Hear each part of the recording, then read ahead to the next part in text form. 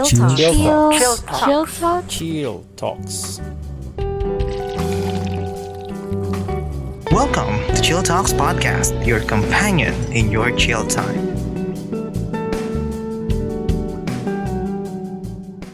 Okay, hello everyone and welcome to another episode of Chill Talks Podcast where we discuss anything and everything over a cup of coffee. So I am your host, PJ, and here we are once again sa Rustic Cafe, here with the beautiful Miss Bicolandia 2021, Miss Ianne Yu. Hi, Miss Ianne. Hello, Sir PJ. Thank you so much for having me. Hello. Okay. Thank you so much kasi I believe you were busy the past few weeks. Has been very busy for the past few weeks. You've been hosting. Nakita ko nga sa post mo, di ba? So far, paano ka nakapagpahinga after that busy schedules mo? Well, I have days off, like yung mga days na wala akong ginagawa, and I really try to spend time with my family and friends. And ayun, rest lang talaga, tapos sabak na ulit sa sunod na schedule. parang uulit na naman kasi you have parang ano tawag nito, you're still a student, so parang nagbabalance ka pa ng mga ganun. Sige, so before we dig deeper, kasi recently nakita ko na tapos na ang Miss Bicolandia 2022 and pinasa mo na ang corona. So since nandun ka na sa both sides, I want to ask, ano ang feeling na kung ikaw ay binibigyan ng corona at ano din yung feeling na ikaw na yung nagpapasa ng corona? Well, ako talaga personally, a little trivia lang about myself kasi growing up, I never thought of joining pageantry. So parang it came out of really nowhere. Like bigla na lang may lumapit sa akin and then like, hey, gusto mo bang sumali ng pageant? So like some people saw potential in me and I think I've harnessed that through the years na sumasali ako ng pageant. So before stepping in Miss Bicolandia 2021, it was actually my second try. So, syempre yung kaba and yung pressure kasi most people are saying, oh, Ianne Yu, sure win yan. Uuwi niya yung corona. So, syempre yung pressure sa akin, bakit inaasahan ako agad ng mga tao? Wala pa nga. Pero kasi back in 2019, sumabak na ako sa Golden Year and there were 50 candidates all over Bicol. Oh, wow. And there are 12 representatives from Camarines Norte. And luckily, dun sa top 6, nakapasok ko ay dalawa. Ako, which is Daet, and from Santa Elena. And we are very lucky to have been represented our province. So, ayun lang, yung pressure is sobrang andyan. Kabado talaga, and yung preparations, financial things, trainings, and yung workshops na kailangan kong attendan to be prepared. Pero ayun, everybody thought I was going to win back in 2019 kasi I was everybody's favorite. Pero God has other plans. So ayun, eventually I came back on my second try in 2021 and won as Miss Bicolandia 2021.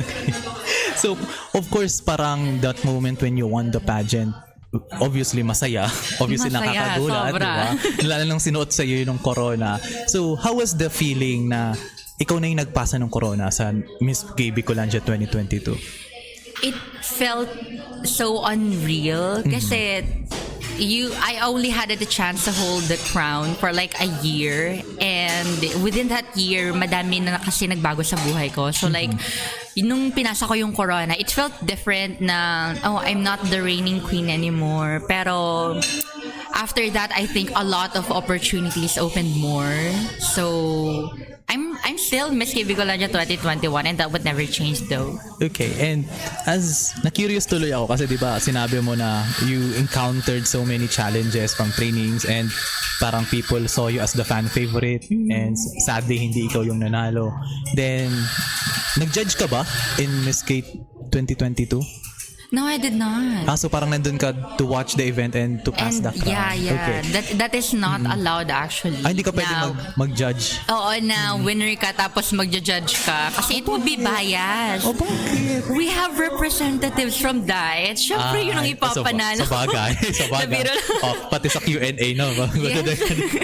Kaya naman pala. Sige. So yung nanalo ngayong, sadly, ay hindi ako familiar with the current Miss Bicolandia. Pero since mas kilala mo siya, ano yung mga qualities na nakita mo sa nanalong Miss Bicolandia that has similarity sa naging qualities mo kaya ka rin nanalo?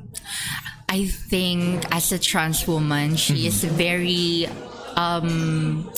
she's very open about her advocacy, and not to mention a very well-spoken person na I think kahit saang debate mo siya itapat, meron siyang masasabi, and she's very open about a lot of things. So I think isa yun sa mga naging edge niya against the other candidates, and ayun na nga, she's well-spoken, so whatever the thought she has in mind, she is able to deliver it as she wants it to be delivered and understood by people. So yun yung isang bagay na nakita ko sa kanya, and she has so much potential in her. Not to mention, she's now taking her studies into a higher level. She's actually taking law. Ay, wow. Yes. Wow.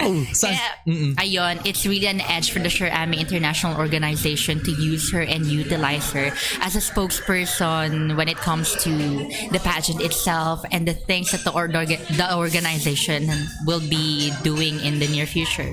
Okay, that's good. And one of the things that you mentioned earlier is that most candidates undergo severe training, di ba? Different trainings ang pinagdadaanan, no, di ba? So, out of those trainings, ano sa tingin mo ang mga trainings na sa tingin mo would be beneficial to teach to students outside the pageantry world? It's always the communication skills. It's always that. Kasi I think if you practice communication in daily basis, you would be able to deliver conversations in a way that it would favor you. And I really think that everyone should have a good communication skills, kasi it's one thing that we use all day, whether it be verbal or non-verbal. You communicate with people. Kaya I think it's really something that we should learn. And it is something that we should really try to appreciate on daily basis. Okay, so from your personal experiences, ano sa tingin mo ang usual na mistakes ng mga tao when it comes to communication? Kasi yun nga, communication is a skill, and I am sure you've met people na masasabi natin na may poor communication skills. So paano mo masasabi na they need a little improvement sa ganun? I think at some point people hold back kasi about the things that they wanted to say. There are factors that could affect it, like maybe nahihiya silang sabihin yun, or maybe they think makakasakit yun sa kanila, or maybe they think their opinion just doesn't matter at all. Pero honing your communication skills is something progressive. It doesn't come overnight, so you have to really practice on and off cam, on cam, or even alone. You can practice your communication skills, and I think if we could teach everyone to hone their communication skills, I think they would be able to use it to the way that it would favor them in situations that they needed it to favor them.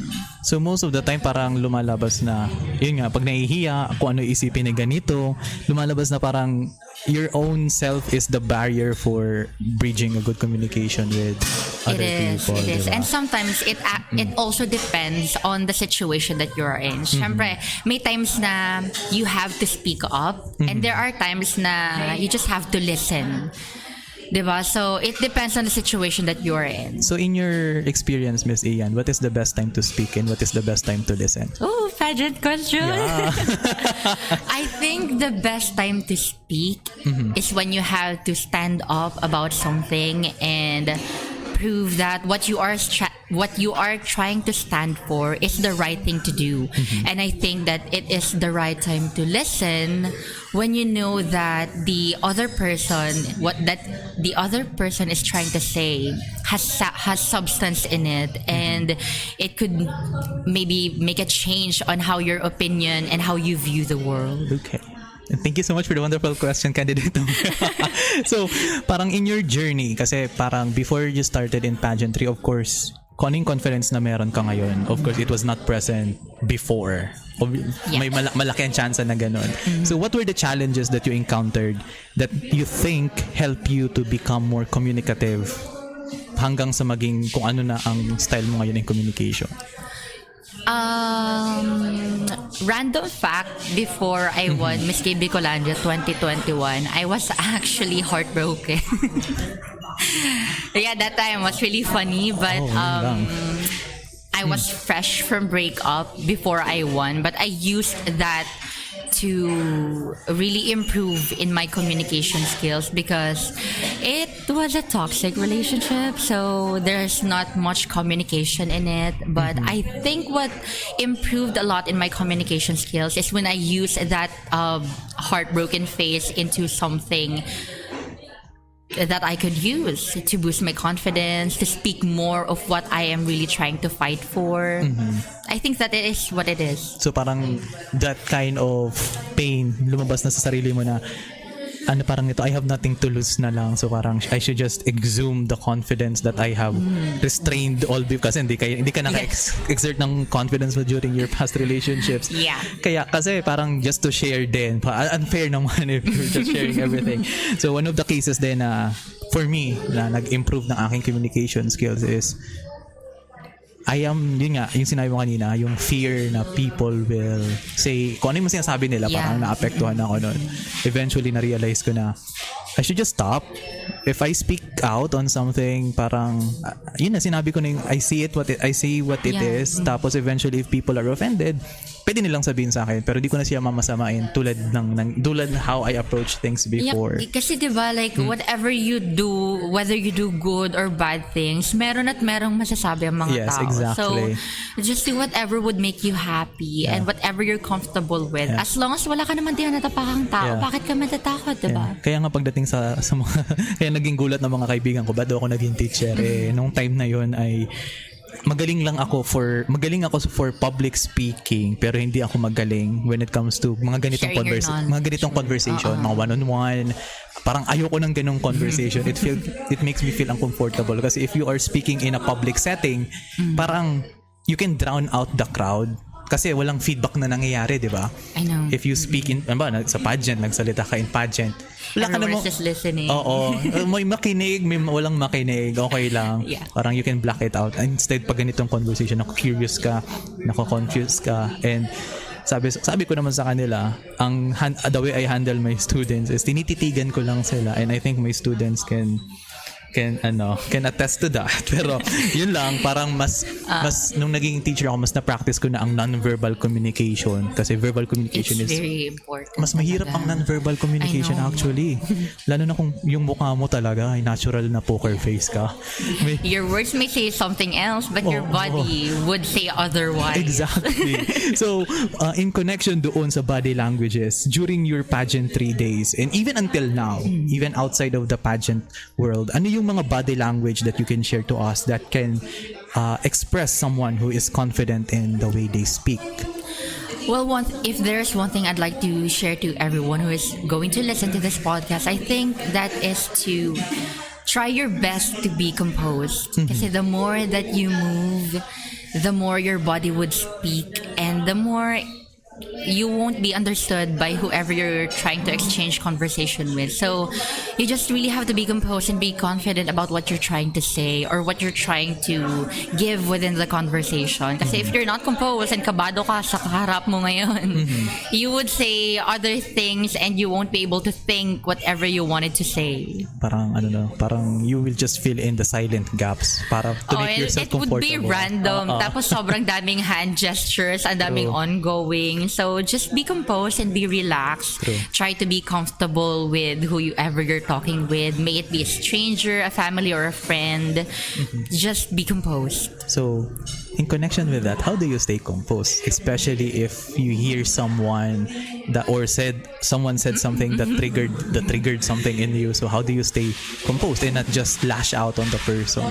If it was the high school me, I would really go to that person and tell them, hey, what's the problem? Am I doing something wrong or whatever? But growing up, I really think that what other people would say about you doesn't really matter. As long as kilala mo yung sarili mo and you're not doing anything wrong, why would it bother you? Diba? It doesn't have to bother you in any ways that it shouldn't be. Kasi kilala mo yung sarili mo eh. So why bother trying to understand what they're trying to say?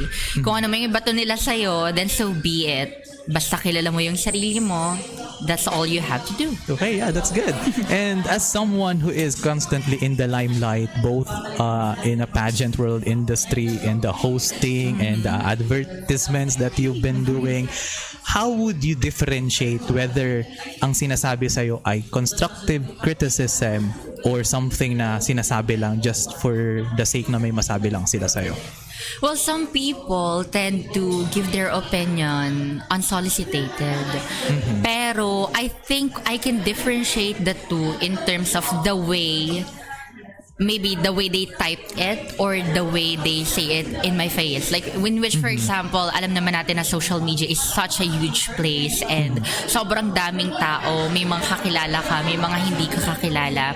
I think the difference between the two is when it comes to constructive criticism, it is something that you will learn from. Other people take it as some kind of offense if they do not understand what the person is trying to say. But in my case, I usually read some comments kasi on my social media, some messages on my DMs.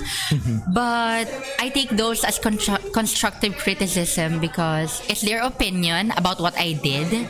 And if they think I need to improve something, then I think I have to even deliver a better experience to the industry that I am currently in. And to those naman who just spill their opinions unsolicited, which is yung may masabi lang, kumbaga, it's their problem. They're not needed, and I think I handle them in a way na, well, I have the power to block them. If they say something right in my comment section that is negative and I don't think that's true, I will not defend myself. I will use my power, and I have the power to block them and get them off my life. Sino ka ba? I don't need you. But what if you get those kind of unsolicited advice sa harap mo mismo? How would you handle those things? I would be offended, but I would keep it in myself, and I will still try to handle it professionally. Kasi when you are outside, people are everyone actually is looking at you, whether kilala mo sila or not. Pero it's not that I really care about what they're going to say. Pero when you're in public, you should try to be at least composed and try to understand the situation. Tama bang magwala ngayon dahil may sinabi siya sa akin? So I try to be relaxed and composed. So kung may sabihin man sa akin na unsolicited opinion right in my face, maybe I'll accept it. Pero if it goes beyond the borderline, I would defend myself. Okay. And next one, eto kasi nakita ko ay you were a guest, Miss K Bicolandia. And after that, nagulat ako, hindi ka na nag-enter into different major pageants, pero you lean towards hosting events.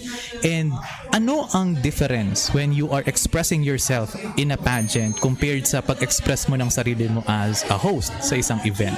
May pinagkaiba ba sila, or what are the similarities between them? Well, it's very different actually kasi in pageantry you have an advocacy that you are trying to fight for, and you are a spokesperson of something that is bigger. Now when it comes to hosting and the other industries that I'm in, it's sort of a hobby, I think. And the hosting is something a bit connected to my pageantry experiences kasi it's public speaking. But in this moment, it's sort of a sideline, a work for me as a student as well. So, dito kumikita ako. Sa pageantry, there is not really a sure... Yeah. Unless manalo. Unless manalo ka, may prize ka. Pero that's not what I am for when it comes to pageantry. It's all about speaking talaga and trying to deliver my advocacy to the people.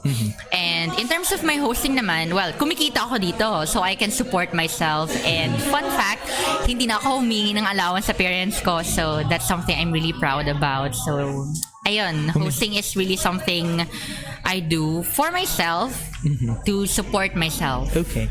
Kasi natatawa lang ako dun sa may nakikita kasi akong comments na ay ibang-iba ang asta ng ganito dahil host siya ta sa pageantry. Parang yung paano ka kasi tumindig sa pageant, ibang-iba talaga kung paano ka rin tumindig as a host. And well, it is. Yeah.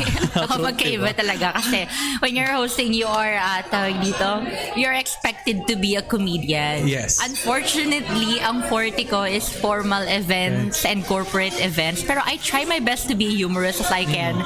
And very thankful for my mentor, Sir Alvin Lesser Magana, for trying to bring out that humorous person in me. Pero ayun, Kasi usually, it's different talaga. Kasi usually you cannot express humor or mga ganong kwelang moments sa isang pageant. Yes. Diba? Mahirap.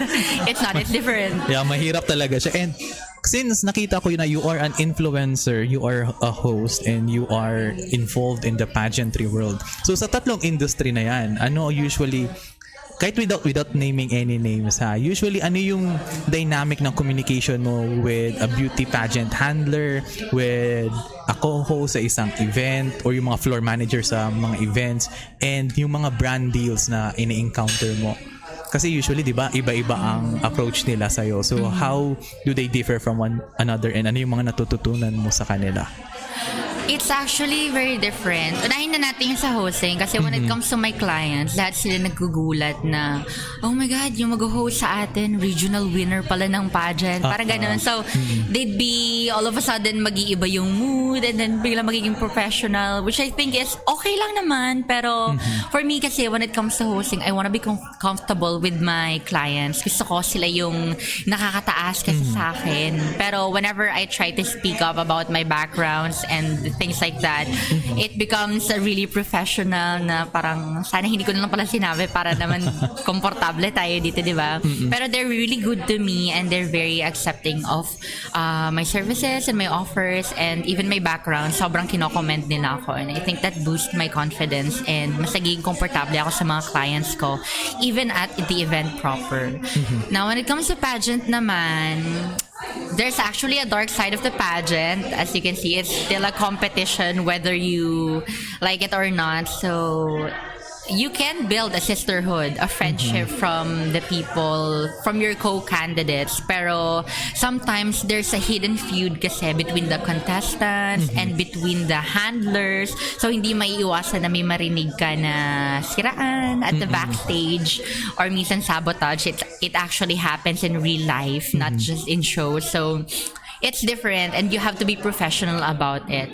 Hindi lahat ng tao gusto ka na manalo, diba? So you just have to be professional about it and prove them that they're wrong of what their first impression about you is. And when it comes to my endorsement naman, well, some are X deals or collaborations, which means it's not paid, and it's okay for me.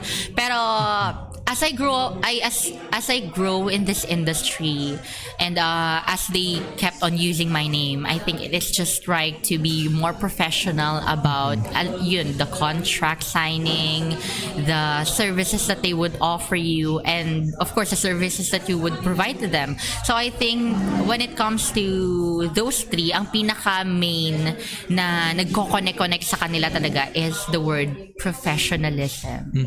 Kasi parang that is the common denominator sa lahat. Kasi kung wala kang professionalism sa pageantry, lalabas na anong tawag niyan, lalabas na maldita ka, mas maugali mo. Huwag kang ipanalo. Parang you don't deserve the crown, parang ganun. Yes. So, during your time sa pageant, so of course, na-open mo na kanina na when it comes, you have your own personal advocacy. So, ayoko nang pangunahan ka. So, can you tell us about your advocacies now? And can you tell us about your advocacies then, and paano siya nabago sa advocacies mo ngayon? It's always been the same. It's always been the same. It never changed. Siguro I can say na it improved in a way na kasi my advocacy kasi lies between social media. So before joining, I've always wondered why people believed in fake news. Kasi there are tons of news that makita mo lang, maganda lang yung explanation, tapos say for example, marami lang nag-review ng article, you would say na it's the truth. Pero on the other hand, on other people's opinion, their truth is different from yours. So there goes lies between the fake news and the things na people believe into. So I am really trying to focus on making people see that fake news is not something that we should believe on, especially in social media. So yun yung pinaka-main advocacy ko talaga. That's why minsan I speak about the things that I know is right, within social media. Kasi most people are, it's not that I'm trying to degrade them, but some people lack the education and lack the ability to be educated. So I try to use my platform and utilize the followers that I have using social media to inform them of the facts that they need to believe in. Kasi fake news is sobrang talamak na these days, especially 2022 halang nakaraang election. So, pero let's not get political in here. I just use it as an example. Pero, ayun na nga. I wanted to utilize my platform and my title as well to spread facts and nothing but facts to fight fake news in social media. So how would one identify if something is a fake news or not? I would really say do your research because seeing a news is one thing, but doing your research proves that news if it's true or not. Kasi many people think that makita mo lang isang bagay, marami lang nag-share, marami lang nag-comment and nag-agreed. They think it's the truth. Pero I would say na if you try to do your research about a certain thing, about a certain news, you would be able to dismantle the facts and dig deeper on what that news is all about. And when you do your research, you learn new things. And when you learn new things, you learn facts. Okay. So I will be asking some serious questions on your pero like I said, please don't take it personally. I just want to entice. I want to entice parang mas mapalalim ng at maintindihan din ng mga audiences natin yung deeper sense of advocacy. Kasi kung titingnan natin, social media is a very complicated world na hindi nare-realize ng mga tao. Kasi if your advocacy is something that is focusing on fake news, educating people to be more aware of the fake news, what's to say na kung yung information na sinasabi mo might be labeled as well na fake news din? Kasi parang it will appear sa mga tao na what you're posting is yun nga, this is the fake news, tas yung sinasabi ko ito yung totoo. So what's the guarantee na yung sinasabi mo is not coming from a personal agenda but from actual truth itself? Well, we are all entitled to our own opinions. That's the first. Pero ang masasabi ko lang is at least hindi ako nagkulang in trying to give my audiences facts and hindi ako nagkulang trying to educate them. We are entitled to our own opinions and if that's your truth, then so be it. Basta ako, I did my part in trying to educate you, and if you don't believe me, that's okay. That's your belief, but at least I tried giving you something on the table. So parang the option is still there. The option is still there. Pero at least I tried my very best. At least my very best to try to make you believe na this is my truth. This is what I've researched about, and I think this is the facts that you need to hear. If you don't want it on your table, that's perfectly okay for me. Basta hindi ako nagkulang in trying to educate you. Yeah, kasi there is this, kasi yung the way social media works is similar to your advocacy. If you're familiar there's a thing in philosophy na tinatawag na allegory of the cave. Are you familiar with the allegory of the cave? I think na-study namin yan sa... Usually di na nga ata ito natuturo kasi there is this scenario sa allegory of the cave na kung saan may mga tao na nasa kuweba sila na buong buhay nila nakagapos lang sila, and ang nakikita lang nila sa labas ay anino lang ng mga tao. So lahat ng yung silhouette ng tao, mga hayop, anino lang, buong buhay nila nakikita nila na anino. So therefore, they assume na yun yung totoo. And one of the persons na nasa kuweba, nakalabas ng kuweba. So nakita niya na yung anino na kinalakihan niya ay ibang-iba sa, nakita niya yung mga tao. Yes. Nagulat siya na color exists, yung itsura ng tao. Tapos kunento niya yun sa mga kaibigan niya na ito yung nakita ko, ito yung maganda, ito yung totoo. Pero hindi siya pinaniwalaan kasi hindi yun nakita mismo ng mga tao.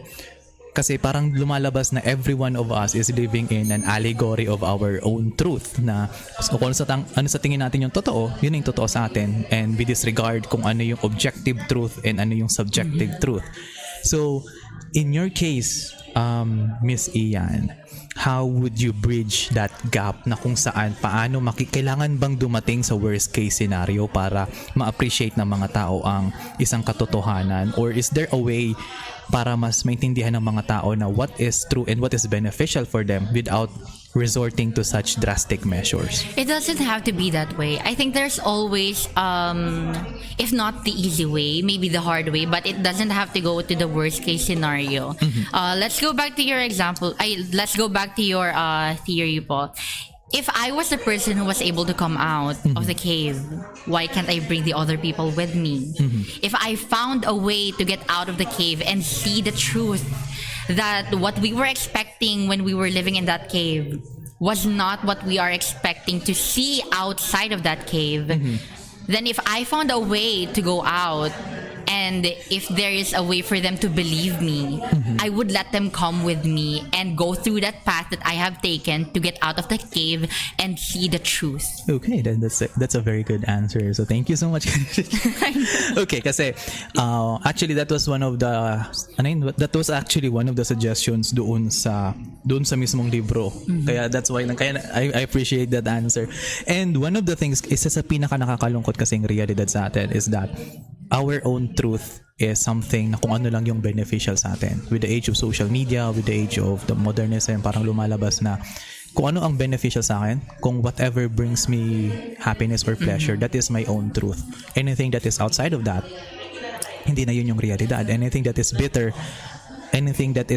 is usually hindi nila tinatanggap. And that is actually the sad reality na kung saan you can correct me if I'm wrong, there are informations na masakit lunukin, but at the same time it's the truth. Eventually it will lead you to something that will lead you to a better scenario. So parang ganon. So lumalalim na tayo ng konti. So let's just divert kasi one of the things na kasi na-mention mo kanina, and I don't think we highlighted in this episode, and parang there's no reason to highlight it because it's sa panahon ngayon, it's very natural. So, you are a trans woman, right? I am. And what is the most, kasi let's go to gender sensitivity. Usually, what are the common mistakes or yung unaware yung mga tao when interacting with someone who is a trans woman? Kasi sometimes people are having difficulties on how to communicate with a trans woman. So, paano nga ba yun? Can you teach us how to be gender sensitive when it comes to that kind of conversations? Well, this go all around the word respect.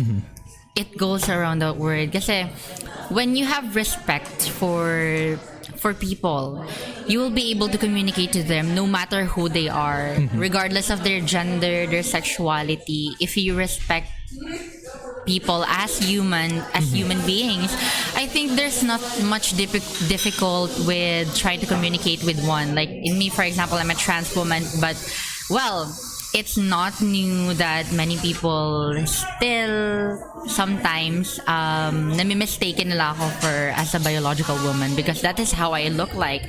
And even when the way I speak, hindi nila talaga like ano bang tawag sa word na yun? Like hindi nila nahahalata agad at first. So dun yung part na parang I have to explain myself, try to educate them about my gender and sexuality. And I think if people just have that courage to try to do their research and at least try to understand who we really are. Kasi to be very honest with you, Mr. PJ, I think that this world is still not ready for the LGBT community. But therefore, I think we are just being tolerated and not really accepted. So I think if everyone is just able to accept and respect each and every one of us, I think communication would be a lot easier. Kasi yun nga nasabi mo kanina, so I like the word curious tuloy because that's usually how I think. How do you feel pag may nagsabi sa iyo na uy di halatang trans ka, or hindi yung parang napakababae mo tignan, or I heard people say na uy hindi ka mukhang don't take into parang hindi ka mukhang bakla. So parang how would you feel if people are saying that? I take it as a 50-50 experience. It could be 50% backhanded compliment, or it could be 50% genuine compliment. Why did I say so? Kasi when you say na, uy, hindi ka halatang trans, parang bumabalik sa isip ko na, bakit? Ano ba dapat ang itsura ng trans? Kaya nga. How do you picture out a trans should be? Should they be masculine? Should their voice be really, really deep and manly? Should they appear to be a bit scary or what? Pero I think it's really a 50-50 thing whenever I hear those words from other people na, uy, hindi ka halatang trans, hindi ko alam kung hindi mo pa sinabi, ganyan. So it's really a 50-50 thing for me. On the other hand, it could be a compliment kasi I think na the things that I've been doing for myself is somehow working. But this is not to deceive people na, hey, I'm a real woman, blah, blah, blah, blah, blah. It's not something about like that. So, ayun, I'm a bit torn about that thing. So it could be a backhanded compliment or just a pure, genuine compliment. Depende na lang sa intensyon ng taong nagsabi. Or parang how the way they say it na. And how the way they say it actually, like, depende dun sa diction na, uy, hindi ko halatang trans na. Exactly. Niloloko mo. I get that sometimes, especially sa social media when people try to hit on me. Some guys, hindi mawawala. Pero I am very open on disclosing my gender and sexuality. So whenever people try to hit on me, especially men, I would already tell them na, hey, I know you're hitting on me. I just want to let you know that I'm trans. Parang ganon. So that hindi sila biglang magugulat na in the middle of the conversation na parang lumalalim na and everything. Bigla silang magugulat na, hala, trans ka pala. Bakit mo ko niloko? Ganun. Nagtanong ka ba? So parang take it or leave it. Parang kasalanan ko pa. Diba? Pero parang to give another lens din doon. Kasi how would, sa mga babae, so how do you think women would feel if a man or someone asked them na, trans ka ba? What do you mean by that? Kasi usually, di ba, on your conversation with the man hitting on you, parang you are telling them na you are a trans woman. Yeah. So parang in a different perspective naman, what if a woman ay biglang tinanong ng isang lalaki or even people na sa conversation na, are you trans? Like you mean to say, pag tinanong randomly ng isang lalaki? Even random conversations ng isang babae. Like a heterosexual woman. Yes, a heterosexual woman. Tapos tinanong na, trans ka ba? Yes. How do you think? Kasi for sure, you have female friends na... I do. Diba? So may na-open na ba silang mga ganong conversations with you? Actually, meron. I have this friend who, her beauty is something uncommon. Tapos, there's some guys na magtatanong sa kanya na, trans ka ba? Parang ganon. She takes it as a compliment. Kasi she would say na most of her trans friends, including me, are, beautiful raw. So, tanggapin na natin. Thank you to my friend. Pero yun, tinatanggap niya yun as a compliment kasi she thinks that every trans woman are beautiful and trans women are women. That's how they identify themselves. So, hindi niya mina-marginalize yung fact na kapag tinatanong siya kung trans siya or what, she doesn't take it offensive. Rather, she takes it as a compliment. Yeah, and there are other women din naman na tinitake yun as offense. Maybe because they have a different picture of being a trans woman in their mind. So, we can't really blame them, diba? Kasi we live in a society where differences are very vast. And ayun, they just have their own opinions about things. Kasi usually pag sinabi naman na trans woman, kaya nga trans woman because they look like a woman talaga. So and they identify as a woman. So what's the difference, di ba?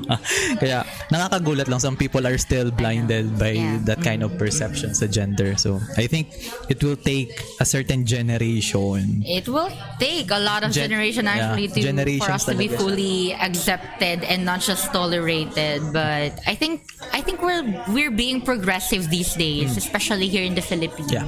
Kasi it's parang, I'm sure in your case, it would be very ano tawag nito, napakagandang sitwasyon kasi na pagdating sa conversations, hindi mo na kailangan i-explain ang sarili mo na I am a trans woman, and people won't ask you, are you a trans woman? Parang that thing is irrelevant to conversations or engaging a deeper conversation with someone. Diba? Kasi, look, when I ask you to be a guest in this episode, parang hindi naman kita tinanong na, ay, Miss Ianne, trans ka ba? Can I interview, diba? So, hindi naman siya ganon. So, hopefully, more people will see it like that na if you're conversing with someone, you're conversing with them as a person and not for who they are. That's who they are. So, yeah. And parang let's just skip this chill sa next topic natin. So, you said kanina, one of the things that you do in your rest time is be with friends, watch movies. So, I'm curious on your movie take. So, ano sa tingin mo ang pinakamagandang movie that represented the LGBTQ community, and ano naman yung nakikita mong movie or series na parang may mali on how they portray people in the LGBTQ community? Well, I'm not really a fan of movies, Filipino movies to be exact, but I do have watched some. Siguro I think baka mabash ko dito. Ay, hindi, okay lang yan. Pero I think some of Miss Vice Ganda's movies, they're very fun, comedic in a way, pero I think that representation is way beyond this generation already. Parang it doesn't represent the whole community as one. So hindi naman sinasabi ko na parang may mali dun sa movie, pero I think we have to move forward from those kinds of movies that represents say for example one person from the community, which are the gay people. So I think kasi based dun sa mga movies na yun, na generalize yung LGBT community as that kind of portrayal. So I think we should really try to improve the Philippine cinema when it comes to gender sensitive roles. So ayun, that's one thing na gusto kong sabihin. Pero I'm not against those movies. They're fun, entertaining, pero I just think that's way beyond this generation already, and we have to move forward to those kinds of script writing. Kasi parang lumalabas na in those kinds of movies, even not Vice Ganda, parang similar tones, parang lumalabas na slapstick. And most portrayals of the LGBTQIA+ communities in movies actually are, if hindi best friend, parang tawag dito, medyo out of the box roles na yung parang yung sassy gay friend usually. Like, what they do not understand is that the LGBTQIA+ community is very diverse. They come in different forms and sizes, and shapes, and they take in different roles. So with those movies, I hope hindi nila i-generalize all the time na pag sinabi mong bakla, ganito lang. Some gays are masculine and they move masculinely like that, and some gays are, malambot and cotton-like, and some trans women can also be tall, small, or can be dark-skinned or white-skinned. They can be anything. So I hope we should stop on generalizing things about the LGBTQIA+ communities in Philippine cinema and move forward like what the Western Hollywood movies are doing right now. Yeah, yung mga, kasi usually sa Western movies, pagdating sa portrayal nila ng LGBTQ, talagang hindi siya yung stereotypical na gay. Parang they are highlighted as a person that na may kanya-kanya talagang struggles. And they have a focus on that person. Which, for example, yung nag-trending na movie ni na Kit Connor. What was that movie again?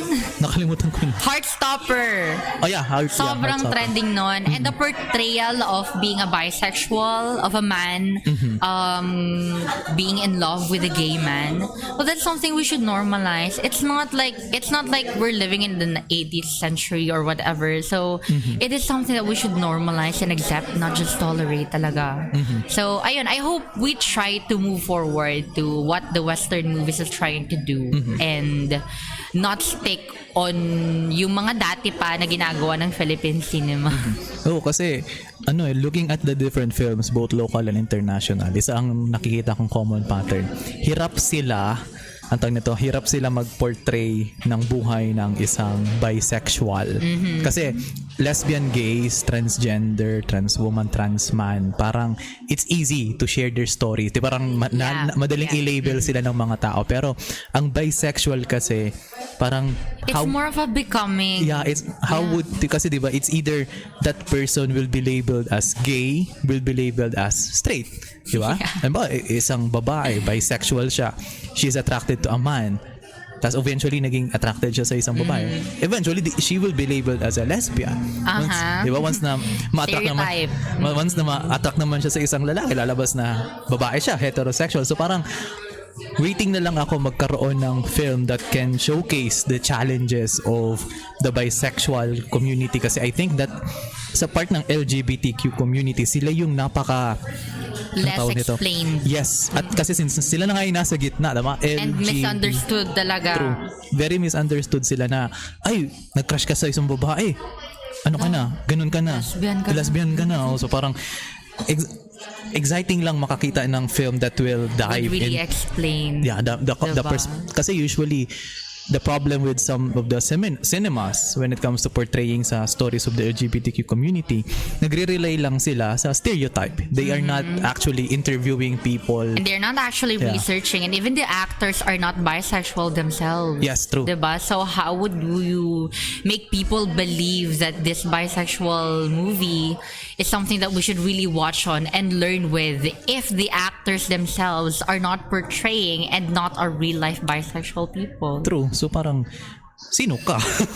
Parang diba? Parang it's all for entertainment and fun na lang na nangyayari. So parang binibigyan na lang nila tayo ng satisfaction na fantasies, for example, na ito yung mga pinapantasya ng mga bisexual, so ibibigay natin sila in a form of a movie para ma-satisfy yung cravings nila in terms of love story and some things like that. And I really think it shouldn't be like that all the time. Yeah, it's not all about entertainment. It's how you tell the story naman. It's how you tell the story talaga. Yeah. And one of the last things, Miss Ianne, sige, nasabi natin kanina, you're a student, di ba? Currently, you're graduating, tama? 4th year. Yeah, so malapit, ilang month? Isang semester na lang. Yes. Malapit na. So, of course, you were asked this question so many times, pero I'm very interested to know, what are your plans after you graduate? Well, that puts a lot of pressure in me actually, pero the safest option that I have is what I will go to. I would take up methods. It's for my credentials actually, and eventually go on a board exam as a licensed professional teacher. But I am not going to pursue teaching. It's just for my background credentials and maybe 1 or 2 years work experience in the BPO companies that I plan to apply onto. After that, if makapag-ipon-ipon na ako, I will move abroad. And I have plans on moving on 3 countries that I am trying to choose, which are Iceland. Well, I'm choosing Iceland kasi they are LGBTQIA+ friendly, and there's free education, free medical treatments, and the government is very supportive of their people. So that's one option. Second is Canada. Same reason as Iceland, but I think Canada is just like the place I want to settle with when I am finally stable and such. And lastly is New York. I have family in there, so it would be easier for me to find a job abroad, but we all know New York is has a high cost of living, so those 3 are my options. Okay, so I think usually kasi based on the 3, kasi nag-research din ako before, Iceland is talagang mahirap talunin ng Iceland when it comes sa pag-alaga ng citizens nila, kasi usually sa Canada 50-50 depende kung saan sa Canada ka mapupunta. Kung saan lugar. Kasi usually merong Alberta, there are still places Vancouver, na hindi pa ganun ka civilized. Yes, may mga ibang actually racist regions in Canada. So parang sa New York naman, ayun nga, sa cost of living, parang din eh. Ano yun? And the government. yung pati yung crimes din sa crime rate. Yeah. Unless may Spider-Man doon na nag-ano. Peter Parker save us.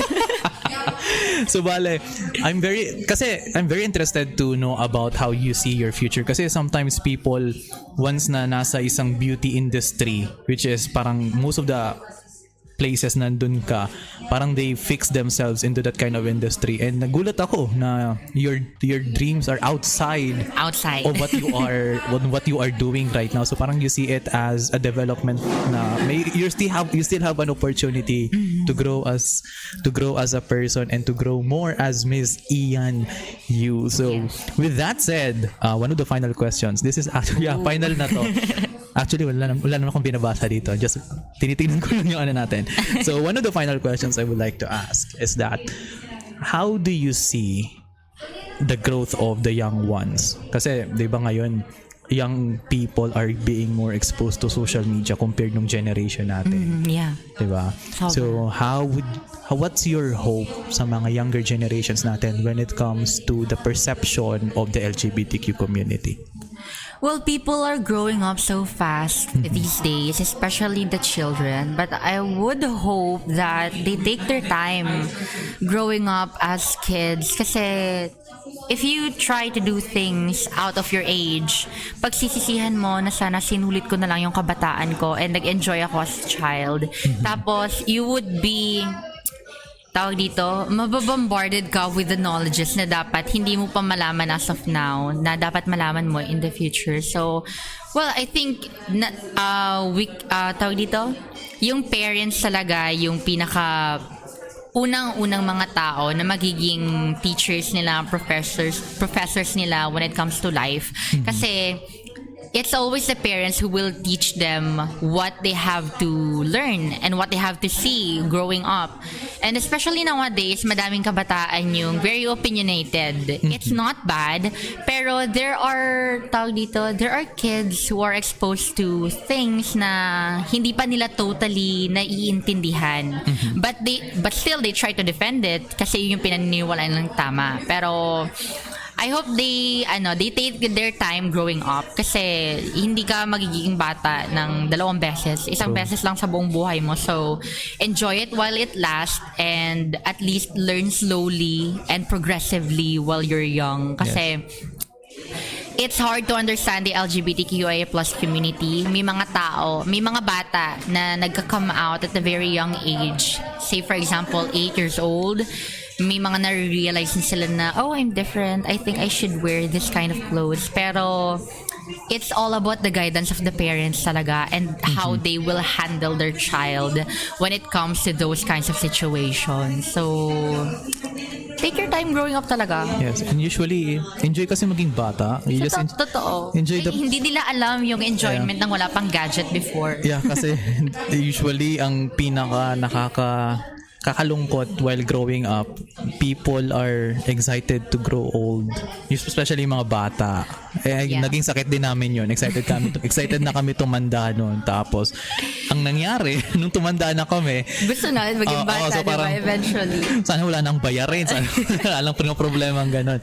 So with that, I do hope that we can converse again in the future kasi parang madami pa tayong pwedeng pag-uusapan and parang this is just one of the first parts in getting to know Miss Ianne Yu. So thank you so much for guesting this wonderful episode, and to those who want to follow Miss Ianne Yu, so her social media will be down in the link below. So please check it out, and also check out some of our episodes here in Spotify and in Clever.fm. So I'm your host PJ, and I will see you all on the next one. Bye bye. And